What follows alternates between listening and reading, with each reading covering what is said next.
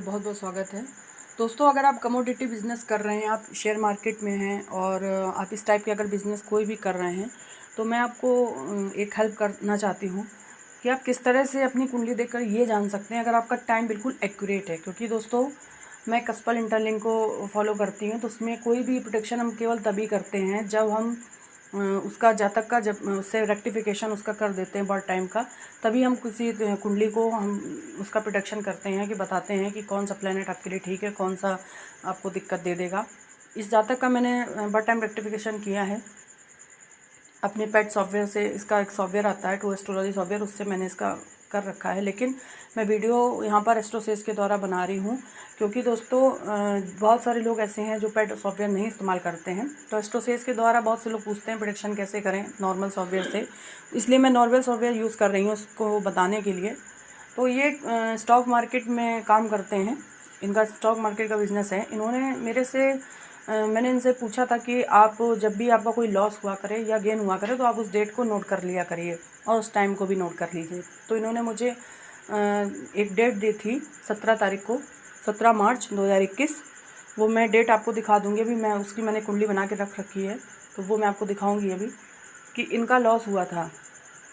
सबसे पहले दोस्तों आपको मैं बता दूं कि किसी दिन अगर कोई घटना घटित हो रही है, अगर आपका किसी पर्टिकुलर दिन में कोई लॉस हो रहा है, तो उसके लिए अगर कोई रिस्पॉन्सिबल होता है तो वो होता है मून का नक्षत्र लॉर्ड। अगर आपको कोई दशा खराब चल रही है और दशा निगेटिव दिखा रही है, जैसे इस जातक की जो दशा चल रही है वो बहुत अच्छी नहीं है, बिजनेस को लेकर दिखा रही कि लाइफ में इसके बहुत कुछ उथल पुथल होगी, बिजनेस को लेकर काफ़ी मतलब परेशान रहते हैं, स्टेबिलिटी नहीं रहती। और वैसे भी स्टॉक मार्केट में स्टेबिलिटी थोड़ा सा मिलने में मतलब थोड़ा दिक्कत आती ही है। तो ये स्टॉक मार्केट में है और इनको स्टेबिलिटी नहीं मिल रही, तो ये मेरे पास आए थे। तो मैंने इनसे यही बोला था कि आप टाइम को नोट करके रखिएगा, क्योंकि मुझे देखना था कि कौन सा प्लेनेट है जो सबसे ज़्यादा मतलब इफ़ेक्ट इनको लॉस दे रहा है, इफ़ेक्ट डाल रहा है। तो इसको आप अपनी कुंडली में भी लगा के देख सकते हैं अगर आप देखना चाहें तो। सबसे पहले दोस्तों लॉस की डेट को नोट कर लीजिएगा एक अलग कॉपी में।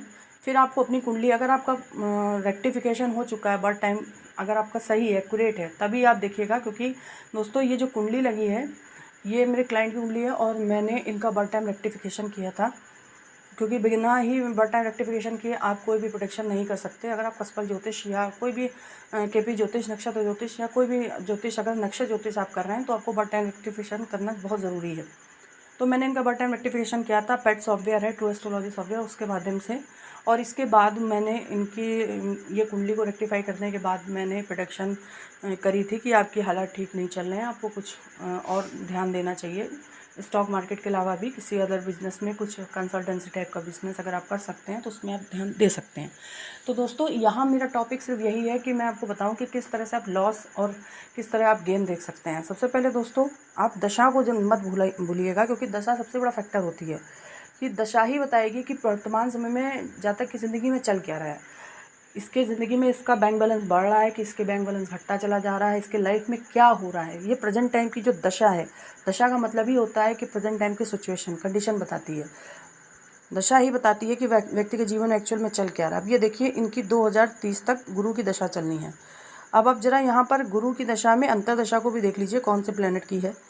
तो यहाँ पर आप देख पा रहे होंगे कि गुरु में बुध की अंतरदशा इनको है 7 मार्च तक की थी। अब इसके बाद इनको जो अंतरदशा चल रही है वो केतु की है।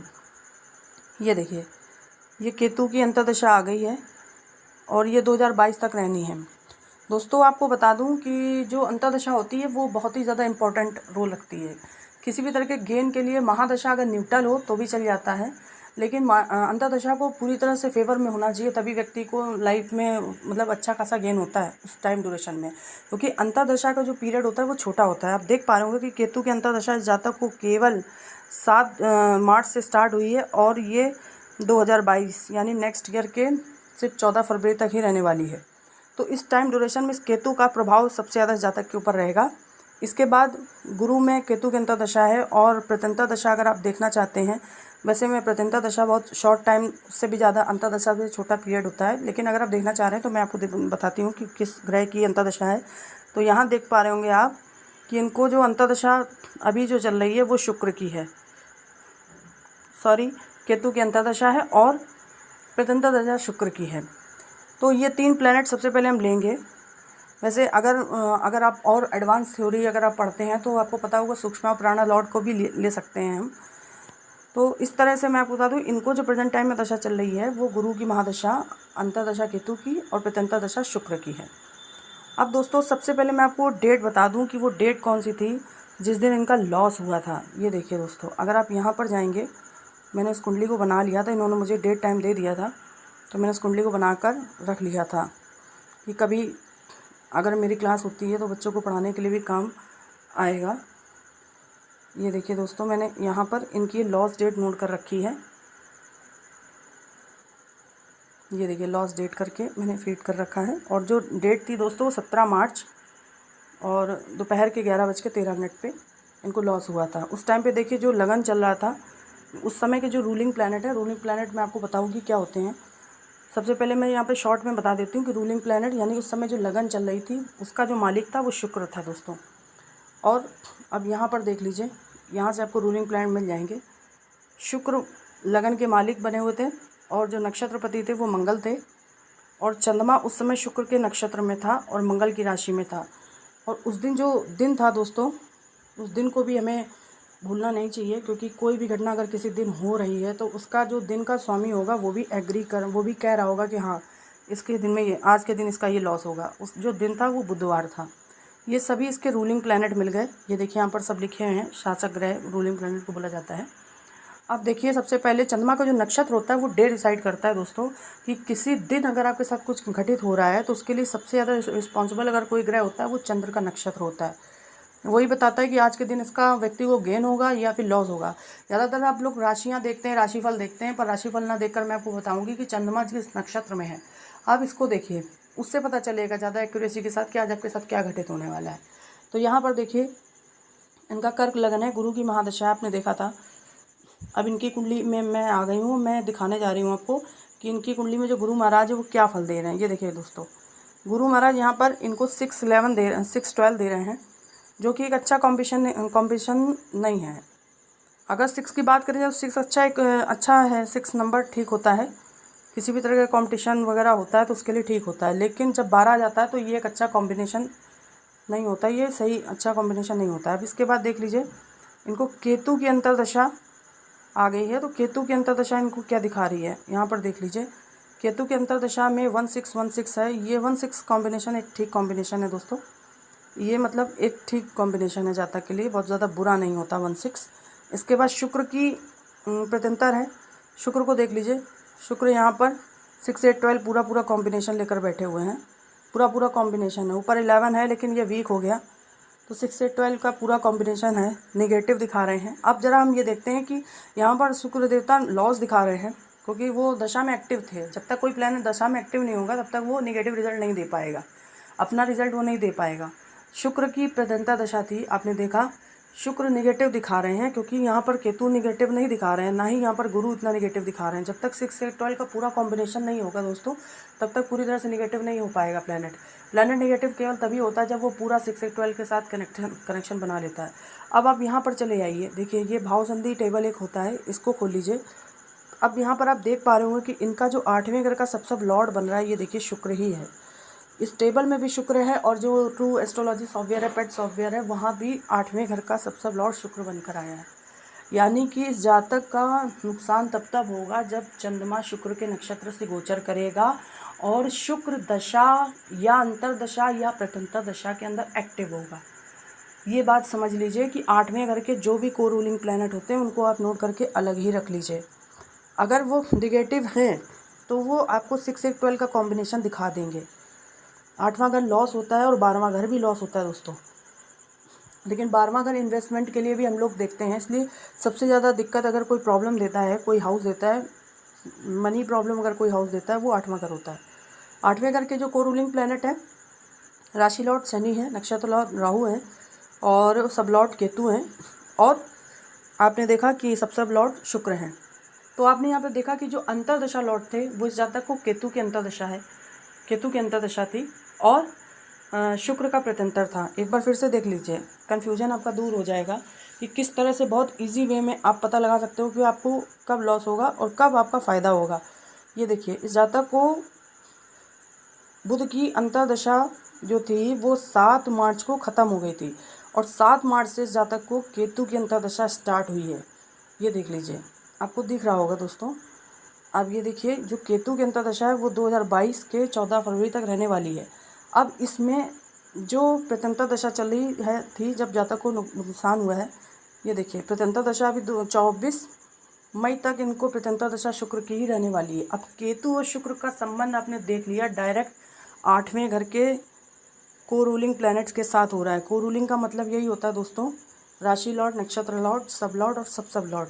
ये देख लीजिए, 8वें घर के जो भी को रूलिंग प्लैनेट हैं इसमें शनि महाराज हैं, राहु हैं और यहाँ केतु आ गए। केतु 8वें घर का सब लॉर्ड बना है और शुक्र 8वें घर का सब लॉर्ड बना है। इसका मतलब ये केतु और शुक्र यहाँ पर दोनों ही निगेटिव कंडीशन के अंदर हैं।